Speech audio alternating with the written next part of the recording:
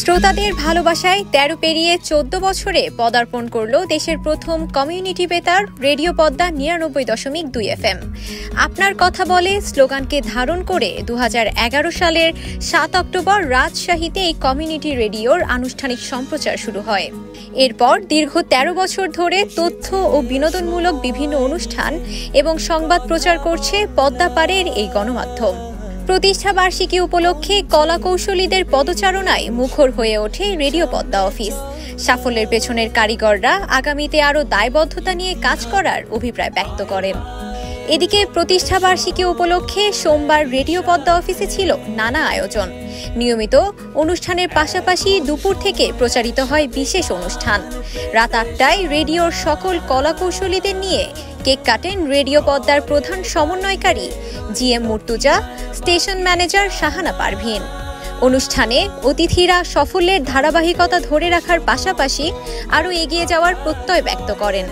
অন্য কারণে বিভিন্ন জায়গায় অবস্থান করছে রেডিও পদ্মা এবং সিসিটির সাথে যত লম্বা অভিজ্ঞতা, আমার যত স্মৃতি, এখানে হয়তো অন্য অনেকেরই ভাগ ভাগ হয়ে আছে, কিন্তু অঙ্গাঙ্গিভাবে যদি জড়িত থেকে থাকি, সেই শুরু থেকে সার্ভে দিয়ে আমার কাজ শুরু হয়েছিল। এখন হয়তো আমি অনেকটা কম যাই, বিভিন্ন প্রোগ্রামে কম যাই, এখন বুড়ো হয়ে যাচ্ছে জন্য আমি কম যাই, কিন্তু এত রান করেছি সিসিডির কাজ শুরুতে। যখন আমি এত গেছি, যেতে 2005 সালে এসে আমার মনে হয়েছে আমার একটুখানি ব্রেক দরকার। ঠিক তেমনি রেডিও পদ্মার সাথেও কাজ করতে করতে কখনো কখনো আমারও মনে হয় যে আমি একটু ছুটি কাটিয়ে আসি। এটা সবসময় মনে হয়, কিন্তু আমার মনে হয় যে পুরোদমে আবার সবার সাথে কাজ করি। ভালোবাসার জায়গা, ভালো লাগার জায়গা। তবে সব থেকে যেটা ভালো লাগে যে আমি আমার কথা বললাম, আমার অভিজ্ঞতা এখানে অনেক, কিন্তু সামনে এই যারা আছে এবং এই সারিতে যারা আছে তাদের জন্যই আজকে রেডিও পদ্মায় 24 সালেও হাঁটি হাঁটি পা পা করে এত দূর এগোতে পেরেছে। যারা শুধু বাংলায়, এখন পৃথিবীর বিভিন্ন প্রান্তে ছড়িয়ে ছিটিয়ে আছে, খুবই ভালোবাসার জায়গা। এবং আমরা সবসময় একটা পরিবারের মধ্যে থেকেছি। আমরা একে অপরের প্রতি সহানুভূতিশীল থেকেছি, একে অপরের প্রতি আন্তরিকতা দেখিয়েছি, এবং আমরা মনে করেছি যে এটা আমাদের কাজের জায়গা না, এটা আমাদের একটা প্রেমের জায়গা বা আমাদের একটা ফ্যামিলির একটা অংশ। আমরা এইরকম বলবো না। যাই হোক, আমরা এখানে অনেক ক্যাটাগরির মানুষ আছি এখানে, যারা একেবারে রেডিও স্টুডিওতে ছিল, একেবারে জন্মলগ্ন থেকে ছিল, সেই তারা থেকে আছে, এবং যারা এখন একেবারে এই নতুন জুনিয়র, যারা কিনা কেবল হাঁটে হাঁটি পা করে তাদের এই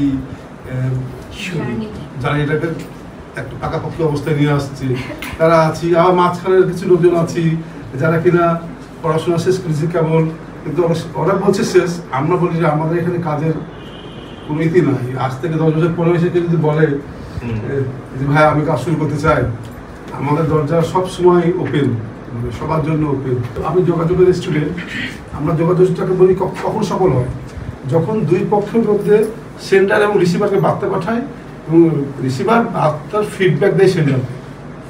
ঠিক তানবিরতায় বা আমরা যারা সবাই যারা লাইভ অনুষ্ঠান করি, তারা কিন্তু আমরা সেন্ডার রিসিভার, আমরা বার্তা পাঠাই আর বার্তা রিসিভ করি।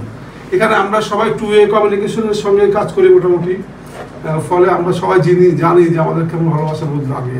শ্রোতাদের একটা কমেন্ট যেমন আমাকে ভালো মনে হয় যে আজকের অনুষ্ঠানটাকে ভালো লাগলো, আবার অনেক সময় খারাপ বোধও জায়গা তৈরি হয় যে অনুষ্ঠানটা মনে হচ্ছে ভালো হলো না। 15তম পদার্পণটা আমরা নতুন পরিবেশে, নতুনভাবে, নতুন কিছুর মাধ্যমে করবো ইনশাআল্লাহ। রেডিও পদ্মা আপনার কথা বলে। রেডিও পদ্মার পাশেই সবসময় থাকবেন, এটাই আশা করি। প্রান্তিক জনগোষ্ঠীর কণ্ঠস্বর জাগিয়ে তোলা, তথ্যগত ক্ষমতায়ন ঘটানো, উন্নয়ন প্রক্রিয়ায় অংশ নিতে সাধারণ মানুষকে আরও উদ্বুদ্ধ করতে রেডিও পদ্মা আরও ভূমিকা রাখবে, এমন প্রত্যাশা সবার। আফসানা আইভি, পদ্মা নিউজ।